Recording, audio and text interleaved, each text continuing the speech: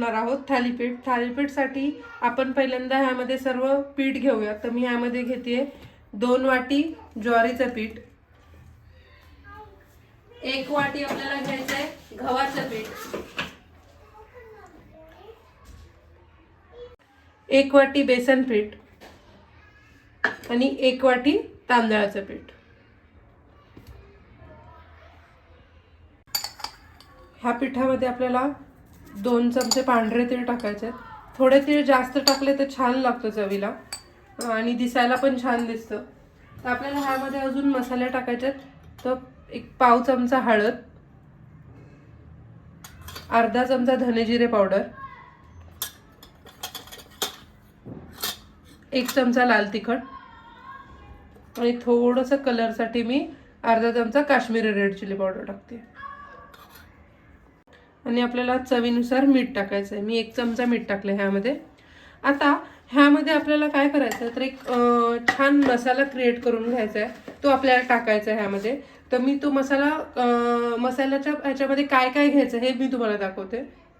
थालीपीठसाठी एक सिक्रेट मसाला मी तुम्हाला सांगतेय. तर त्याच्यासाठी आपल्याला काय करायचं आहे तर मिक्सरच्या जारमध्ये आपल्याला 5 ते 6 आपल्याला लसूण घ्यायचं आहे. एक चमचा जिरे घ्यायचे आपल्याला, अर्धा चमचा ओवा घ्यायचा आहे, 2 चमचे धने घ्यायचे आहेत, अख्खे धने घ्यायचे आहेत आणि ह्यामध्ये आपल्याला 3 ते 4 हिरव्या मिरच्या अशा कट करून टाकायच्या आणि थोडंसं मीठ हे आपल्याला आता हे जे मसाला आहे तो वाटताना आपल्याला टाकायचा आहे ह्यामध्ये. हा जो मसाला आहे तो आपल्याला आता मिक्सरमध्ये वाटून घ्यायचा आहे. तुम्ही बघू शकता आपला मसाला एकदम छान बारीक झालाय. आता हा मसाला आपल्याला आपल्या पिठामध्ये टाकायचा आहे. ह्या पिठामध्ये आता मी जो आपला वाटलेला मसाला आहे तो टाकतेय. ह्यामध्ये आपल्याला असा उभा चिरून कांदा टाकायचा आहे. असं जसं आपण कांद्याच्या भजीसाठी जसं कट करतो तशा पद्धतीने टाकायचं आहे. मी 2 कांदे कट करून टाकते ह्यामध्ये आणि आपल्याला भरपूर अशी कोथिंबीर टाकायची ह्यामध्ये. आता हे सर्व पदार्थ आपल्याला एकत्र मिक्स करून घ्यायचे.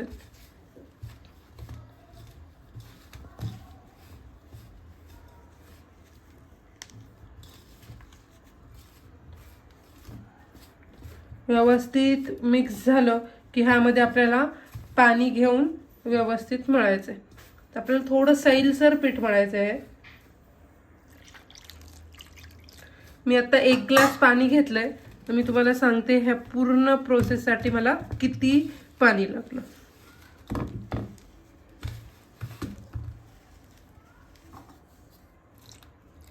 मी अजून थोडं पाणी ऍड करते ह्यामध्ये.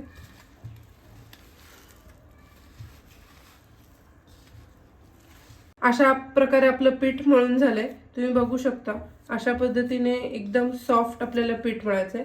मला ह्या पीठ मळायला 1.5 ग्लास पाणी लागले. आता काय करायचंय तर हे पीठ आपल्याला एक अर्धा तास रेस्ट करायला ठेवायचंय, जेणेकरून काय होईल पीठ चांगल्या पद्धतीने भिजेल.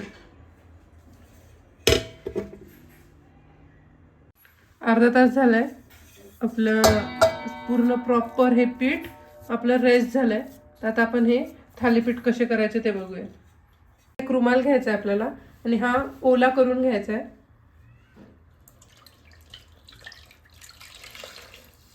प्रॉपर ओला करून घेतलाय हा रुमाल.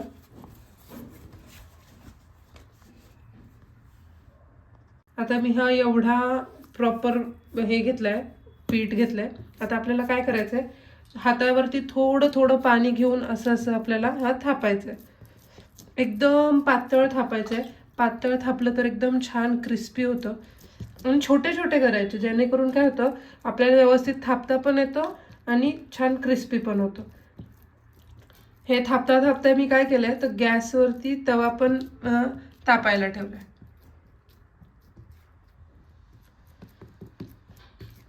हे थापण्यासाठी आपल्याला पीठ थोडं पातळच लागतं. त्यामुळे पीठ मळताना आपल्याला हे पातळच मळायचं आहे. मध्ये मध्ये आपल्याला हे जे पीठ चिटकायला लागलं तर काय करायचं आहे, पाण्याचा हात घ्यायचा लगेच आणि परत थापायचं. बस, छान आपलं छान पातळ थापलं. आता काय करायचं, परत बोटं बुडवायची आपली पाण्यामध्ये आणि एक 3 ते 4 असे मध्ये मध्ये गोळे करून घ्यायचे. असं का करायचं, तर आपल्याला जेव्हा आपण थालीपीठ भाजतो तेव्हा हे आपल्याला तेल जे सोडायचं ते ह्या बिळांमधून सोडायचं, जेणेकरून प्रॉपर शिजलं जाईल हे थालीपीठ. आता मी हे तव्यावरती टाकते, पण तव्यावरती टाकण्याच्या आधी आपल्याला काय करायचंय, तर थोडंसं तेल सोडायचं तव्यावरती. असं गॅस मी आता फुल केलाय. हे अशा पद्धतीने आपल्याला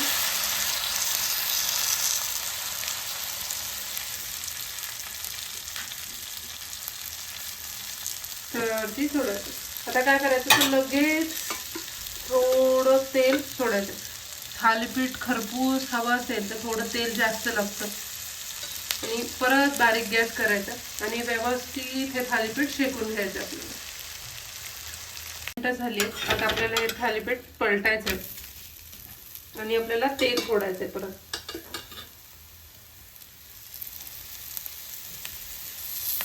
छान. काय करायचंय, परत हे जे आपण होल केले ह्या होलांमध्ये पण थोडं थोडंसं 1-2 थेंब आपल्याला तेल टाकायचं.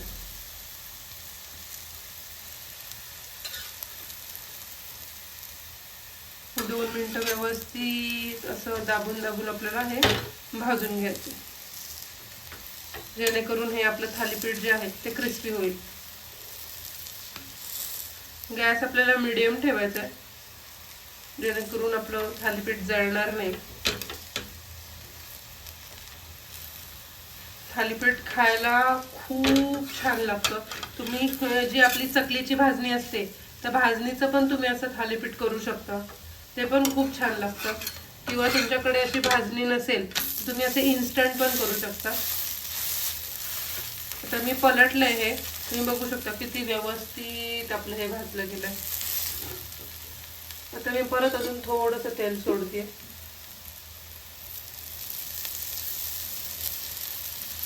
थोडं तेल जास्तच लागतं, त्याच्याशिवाय खरपूस असं आपलं हे थालीपीठ होत नाही.